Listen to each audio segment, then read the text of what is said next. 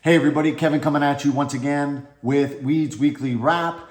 But first and foremost, I just wanted to say, hey, I hope everyone had a happy Easter. You spent some great time with friends, family, ate a ton of candy, and now we're ready to get back at it. So once again, this is where we talk about this past week as it pertains to real estate. We talk about the upcoming week. We talk about some random thoughts that I might have, and then I'm also going to once again just go back and revisit the 1-1 Buydown because I think it is so critical right now to get buyers and sellers off the fence. So let's just dive in. Last week, what we saw was a short week due to the Easter holiday.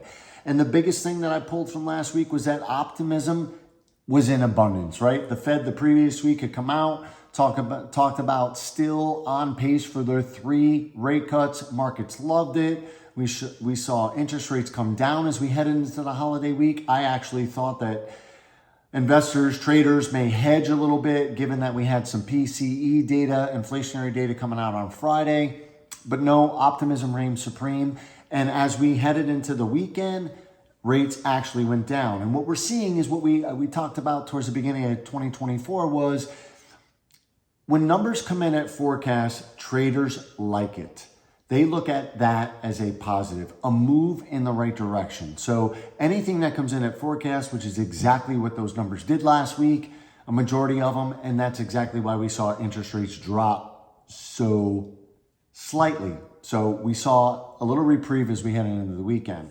The major concern that I'm seeing though, one of the things that I think is a red flag is like candy, the federal government just cannot stop spending money.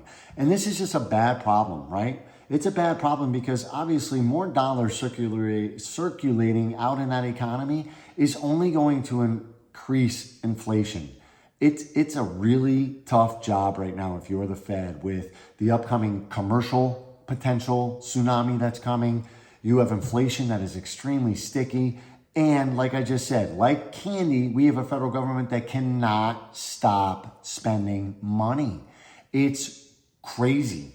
And it's only going to continue to potentially get worse for all of us. It looks great right now. There's a lot of money circulating around. All the numbers look great. But at the end of the day, it's all going to have to balance itself out. And I see that as a future problem down the road. I don't quite know when yet. So let's look at this week coming up. And I think the biggest thing is, look, if you love jobs, it's your week. Coming into April, we got April Fool's Day today. I don't have any jokes, so no need on that. But if you love jobs and where jobs are kind of indicating what you think is going to happen with interest rates, well, this is a great week for you. Obviously, next week we have more of the inflationary side. But this week, the jobs reports are going to reign supreme. The other thing that's on the table is we have every member of the Fed speaking this week. And now I don't think that they're going to say anything absolutely critical with regards to, or any of the rhetoric is going to change. But at the end of the day, traders are always going to sit and listen to every word that they can to see if anything changed ever so slightly to give an indication by the Fed of where they anticipate rates are going to be. One thing I will note, however, is that there are a couple Fed members that speak on Friday after the release of the non-farm payroll, and it will be really interesting to see, based on that data, where their stance is, because that could definitely swing the market without question. So the biggest thing this week, if you're dealing with a buyer, is to proceed with caution. I think this week has some potential to really move markets. We're now into April. Everyone anticipates that possibly there's going to be a June Fed funds rate decrease. But in my opinion, inflation continues to remain really sticky. I'm sticking to July as far as the Fed making any move. And I'm even saying that we have the potential now of moving into September. Unless we start seeing consistent favorable data, contrary to what we've already seen, because Q1 ran kind of hot with inflation, although they all want to say it's coming down, it's still going up, it's still persistent, and that's still a problem for the Fed. So they don't really want to decrease the Fed funds rate and lower interest rates anytime soon. It'll be counterintuitive to what they're trying to achieve. So it's a big problem. So I'm still going to stick with mine July right now, but we're going to see over the next couple weeks maybe that's going to be pushed into September. So the biggest thing is make sure that your clients have their mortgage professional on speed dial.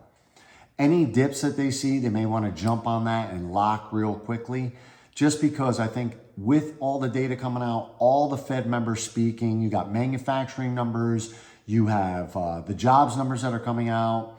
I think that if you see a dip, I think you just lock it in and you call it a day and don't worry about it, because I think the potential swing for it to go in the other direction, because everyone's anticipating a June potential rate cut by the Fed.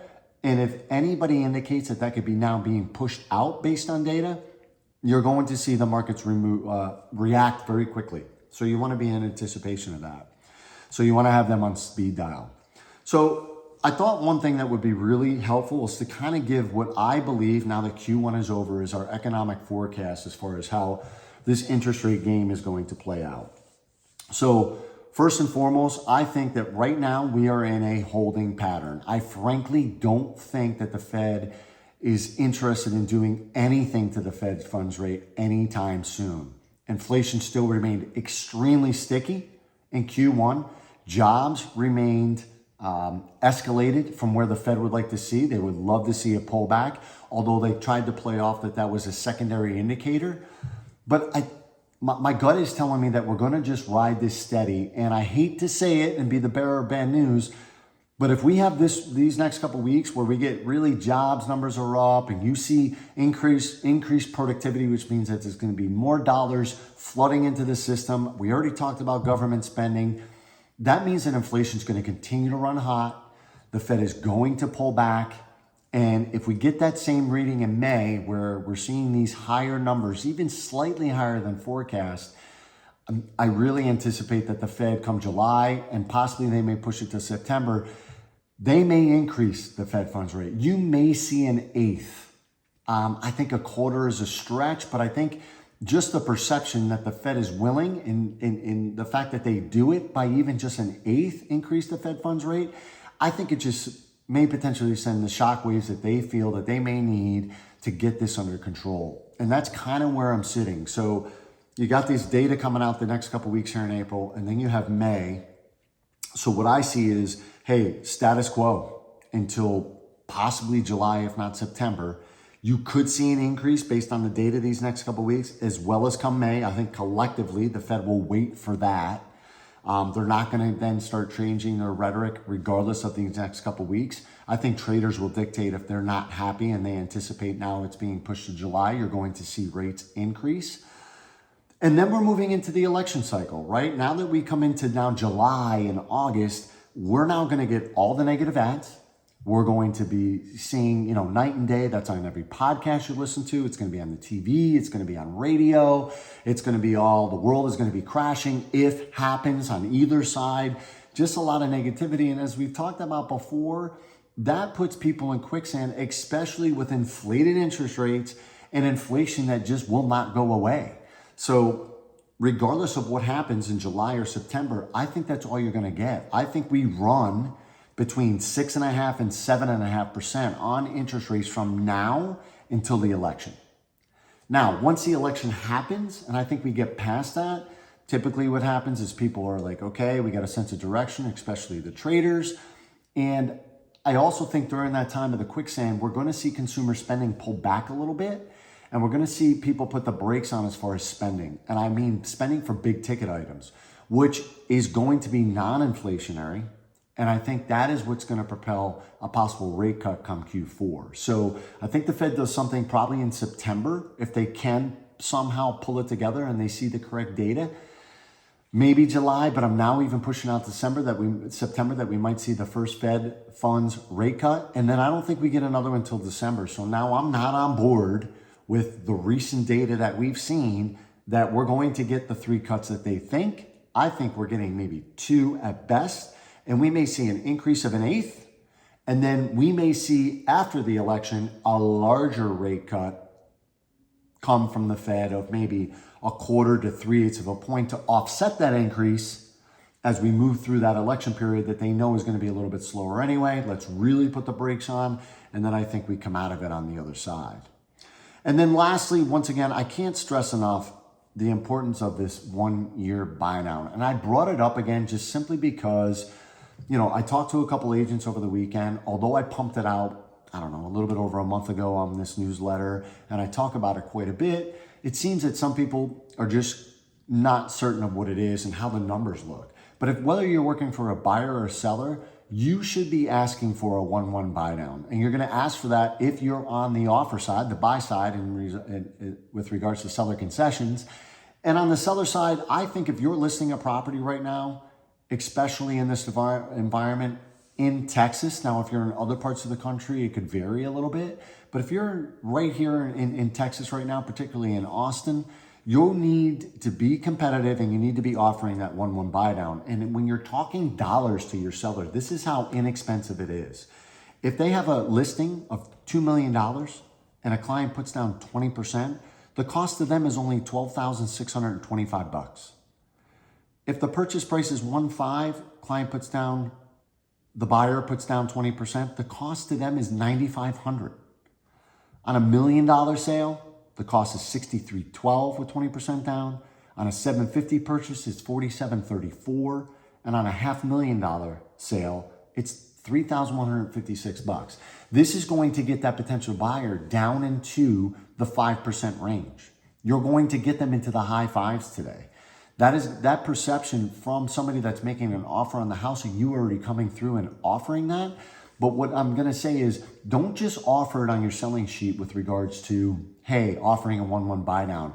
We need to be really clear and it needs to be evident to the potential buyer what that means dollar-wise, what that means to their monthly payment. And I'm more than happy to work up those numbers for you to help your seller and to help you move that product faster than somebody else that's just now saying, hey, 1-1 buy down or whatever the case may be. So I hope that's helpful. I didn't mean to be the bearer of bad news, but I think it's quite interesting. Q1 was not favorable to us as people that are interested in interest rates coming down. It was great for the economy. It looks like this potential soft landing could happen because jobs are robust and so on and so forth. But if we start seeing a big uptick in services, manufacturing, jobs continue to just continue to exceed expectations, regardless that the Fed increased the Fed funds rate 11 times. And, I think that we have a long-term issue with regards to interest rates coming down. So I hope that outlook helps. Let's hope, fingers crossed, that I am incorrect and these next couple weeks are in our favor. And then May comes in our favor, and then we get that Fed funds rate cut come July. However, again, go back to the things that you should be discussing with your clients. Affordability and future appreciation, right? Those are two critical things that over time are going to actually work out in their favor. If they're buying the house correctly from an affordability standpoint, and we get future appreciation, and we can kind of quasi-bank on that pre-pandemic of what that looked like over a series of 5 years, and you can lay that case out, that is a great talking point for that person to get them off the fence, and couple that with that 1-1 buy down, give them that warm and fuzzy feeling that they're going to be below 6%. And I think you're going to get a lot of people off the fence and you're going to be a little bit more active in the marketplace. All right, everybody, have a fantastic week.